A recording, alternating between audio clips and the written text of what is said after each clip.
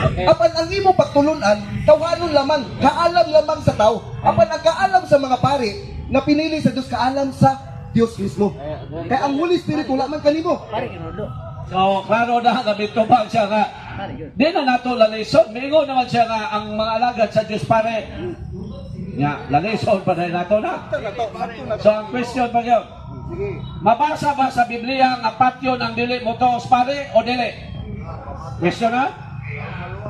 Mabasa o nasulat ba sa Bible nga mingon ang Diyos patyang di mo toos pare? Mabasa o dili? Ay, nawan siya, malapit siya, pamutanon. Mabasa ba sa Bible nga maingon ang Diyos, patya ang dili mo toos pare? Kailangan mo na pare. Sa unsang pamaagi din ang pagpatay. Ay, ang question ba? Sa unsang pamaagi. Kita na mo kang payuhot nga tubag. Ang akong question, mabasa ba o dili?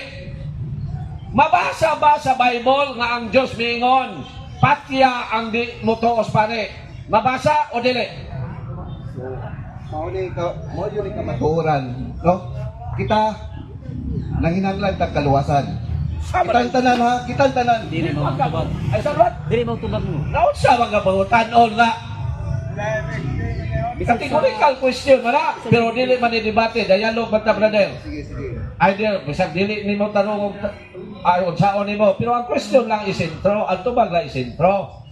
Mabasa ba sa Bible nga miingon ang Diyos patya ang di mo toos pare o dili mabasa? Kung naay mabasa, kamatuoran na. Pero wala gani mabasa, dili na kamatuoran. Paliw ko sa pagbasa.